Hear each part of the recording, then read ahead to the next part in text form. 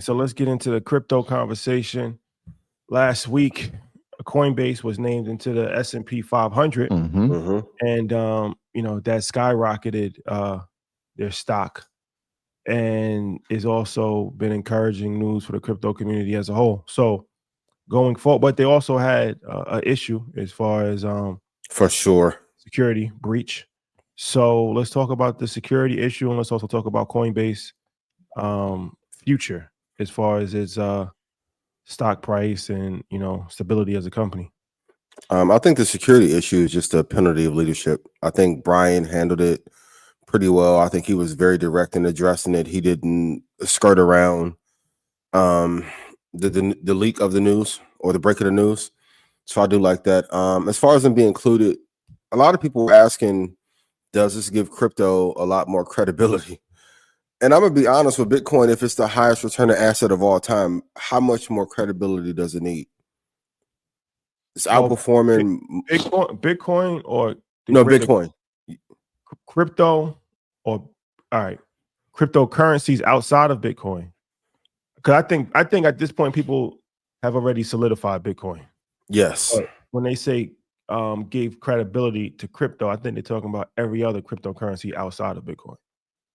Most, I think, are not institutional assets to hold long term, even on the retail side. I know I don't want to cause a war between other crypto factions, but there's only one to invest in currently. If you want an incredible return, I think the cryptocurrency market at large needs some reform and just needs better projects for sure.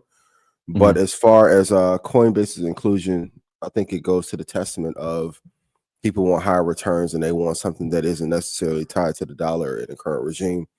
Do I like Mooncoin or Solana the most?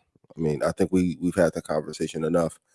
XRP is still fighting a good fight, and hopefully they'll make a turnaround. But if you want some exposure that is not tied directly to Michael Saylor, Coin is a good alternative, even though I think MicroStrategy is better. But I think we can be very honest. The overall crypto market, there is nothing to invest in but Bitcoin. Yeah, I think that's what makes it interesting is that when Bitcoin and Coinbase are synonymous with each other at this point because Coinbase is the largest custodian of Bitcoin in the world. They own 12% of all the Bitcoin. Yeah. Right? At this point. Right now, I think they said that they manage over 400 billion in cryptocurrency, which is a great uptick from last year where I think they closed at 325 billion. Yeah. But they also are the largest custodian of Ethereum as well. And so will it impact the entire space? No. Will it impact certain coins? Yes. For sure. Ethereum is one of them. They also are the largest custodian of Solana as well. And so those are three coins. If Coinbase is the custodian of, and you're trying to invest in a space without directly investing in it, yeah, Coin makes a lot of sense. And it's obviously the first digital asset to be on the S&P 500. So it's a major monumental moment. Like you said, Bitcoin's already been solidified. Once it crossed certain thresholds, 50,000, 75,000, 100,000 now, it's been there. But Coin, it's a good investment if you're looking to be in the space without directly owning those coins. Well, yeah, for sure. But go pushback. Thank you. Well, no, not even pushback. What I was going to say, because for people that's listening, the next best thing to not owning Bitcoin is owning the Bitcoin ETF, IBIT. So it's related. Coinbase is related, but it's not direct because some people, it's still an educational process that for sure keep in mind. So I want people just to fully understand because we can't take it for granted. Owning Coinbase is not like owning Bitcoin. It's related because it's like what you just said. It's the brokerage. But the ownership. If you do want to if you want to mimic Bitcoin's performance on the stock market and not actually own Bitcoin and not have to, you can buy IBIT, and there's other Bitcoin ETFs which track Bitcoin. Now, why would you do that? Because if you feel like you're not 100% confident with crypto as far as the security, there's no recourse if your crypto gets stolen. IBIT is on the stock exchange, so it's regulated. You get it through the brokerage. There's some level of security. It's also that's important for people to understand, because a lot of people still don't understand crypto. Mhm. They understand Bitcoin, they want to buy it, but they don't understand it. They don't understand the nuances of how to keep the coin safe and the difference between a cold wallet and a hot wallet. And it's kind of like mumbo jumbo. So, and then for the people that's like, all right, well, if you don't invest in Bitcoin, then IBIT is not Bitcoin. Yes, true. But the thing about Bitcoin is that it's liquid. You can always buy Bitcoin. So if you can buy IBIT and at any point in time cash that in and buy Bitcoin. Mhm. But at least you're actually still participating in the upward mobility of Bitcoin if you feel that Bitcoin is a good investment without having to go through all of the hurdles and obstacles that could potentially happen because of owning the outright cryptocurrency. I got to ask $1 million question. Why IBIT over MicroStrategy? So IBIT tracks Bitcoin dollar for dollar as far as like whatever it does, IBIT does that. MicroStrategy is, once again, that's like a Coinbase type thing, but it's more centered around Bitcoin, where that is a Bitcoin linked investment, but it's not direct. So Bitcoin can go up and MicroStrategy can go down, hypothetically, right? Like but it's also designed to, it has higher volatility than Bitcoin. So the MicroStrategy is something that if Bitcoin returns 10%, MicroStrategy might do 20%. Yeah. Right. So it's like you get higher leverage. So that's why a lot of people have done options on MicroStrategy and then just purchased Bitcoin. Purchase Bitcoin for the long haul. That's a good strategy. Options on MicroStrategy. So you get that accelerated growth in a short period of time. But for Bitcoin to ride. So I would say if you really just want to just do Bitcoin and want an alternative, IBIT is the way to go. MicroStrategy is I'm trying to just fast track this thing and get as much money as I possibly can while Bitcoin is going up. Yeah, and it's cheaper. If you get in at $43, $43.20 on IBIT, it's currently at the high, well, not a high, at $59.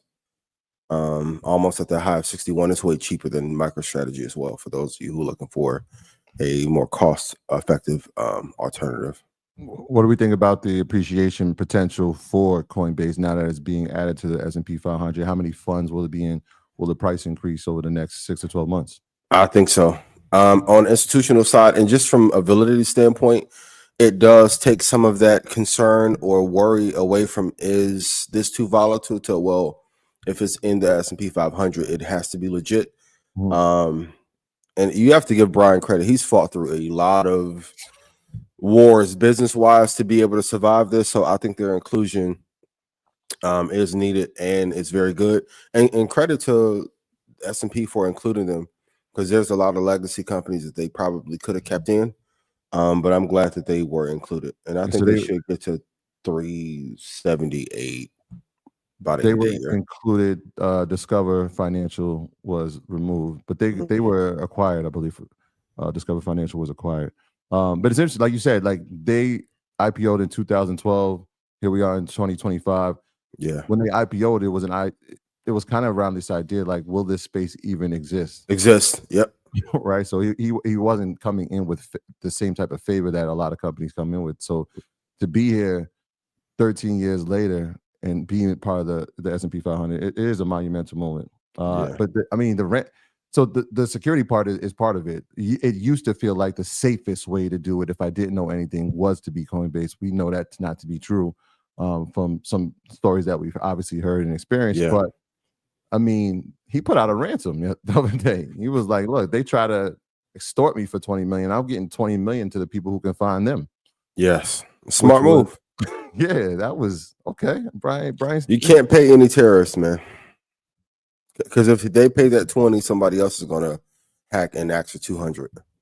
It's a good business lesson. You cannot pay that extortion fee. Yeah, and as the price of Bitcoin is going up, you've seen the amount of crypto theft go up. Absolutely. I mean, that's part of it. So security around that space is going to be paramount, especially as that price continues to climb and climb and climb. Because we don't see it stopping here at 100, right? No. 150, it looks like that's a possibility. Around the corner, 200, right? So, yeah, so security around the space is going to be a wave. Oh, the last note. Crypto founders and crypto mega whales, up your security. I know a lot of people may have seen a video where the husband and wife was almost kidnapped. If you go look at the amount of crypto whales that have had unfortunate circumstances the last 3 or 4 years, please be mindful. I will say that. And it's $2.2 billion was stolen in crypto in 2024, and so far this year, first 4 months, 1.7 billion has already been stolen, and that doesn't even account for the full crypto Jesus. hacking and everything that's been going on. So when you look at it from a standpoint of crypto, is the security aspect has not been solved. It's not an issue that has been solved. It's an issue that's actually it's only getting bigger. And we posted this on Instagram, but there's a Michael Turpin. So it's interesting. This made news. 2018, hacker stole 24 million worth of crypto from his phone, and how they did it was through a SIM swap scam. So they convinced AT&T to transfer his phone number, or they had somebody on the inside do it, and they stole $24 million from his phone, and he actually sued them for $224 million. So the reason why the SIM swap thing is interesting is that it actually happened to me. I can't prove this, but I'm pretty sure that's what happened, because when my Coinbase got hacked, I had to take my phone in to get serviced, and then we went to LA, and then I actually had COVID. It was a whole long story, but my phone stopped working for like 2 days, and then when it came back on, that's when my Coinbase was hacked. So I think that somebody inside the store saw your Google and Instagram and said, "Oh, SIM card swap." So this is a real thing. So Coinbase security issue has not been solved. No. Maybe and the max, hire more experts. What is the max that's insured? Do we know? Is it 200? Is it FDIC? No, it's no insurance. No insurance. That's what I'm saying. Yeah. Crypto. That's why the bank does. The bank does. Right. That's why I said if you want a safer route is IBIT, because there's no insurance on crypto. Right. So there's nothing you can do about it. Even if it's on Coinbase, there's no insurance for that. So we saying short Coinbase? Is that what we saying? That's Brian. I'm sorry. But you do need to fix that issue for sure. So triple factor authentication or something. Triple. The next layer. Because the vast majority of people is not going to do a cold wallet, right? The cold wallet is it looks like a USB disk drive thing. And that's when you actually have, your code, and you actually own your own crypto, meaning you're the sole custodian of it. But for most people, especially if you got a lot of money, we're conditioned and trained to have institutions hold our money. Like, you know what I mean? Like, most people are not going to have $5 million and just put it in a safe. They would rather put $5 million in the bank. Feel comfortable with that. Right? They feel comfortable putting $5 million in Charles Schwab. They don't feel comfortable actually having $5 million in their possession. So I don't know. I think crypto experts are going to have that, but the average everyday person, I don't think is going to be comfortable with that. It'd be interesting to see what the encryption is, right? If you're holding 12% of the world's Bitcoin and you're managing over $400 billion of assets, how is that protected? While being a target. Yep. I would love for somebody to break that down for us. That's interesting. Does CrowdStrike have a crypto division where they solely focus on crypto or no? I'm not sure. I'll give you that information momentarily. Yeah, because whoever finds a way to provide an extra layer of security, that's where the real money is going to be. Right. That's what I said. That's the way. Right. And we're speaking about crypto, but even in artificial intelligence as well. For sure. You can see how this technology, especially when we talk about cyber companies, CrowdStrike, Palo Alto, Zscaler, all these companies, how important they will be, not now, but I mean, definitely now, but even more so in the future, as that becomes more of the commonplace. Like these companies are going to be needed.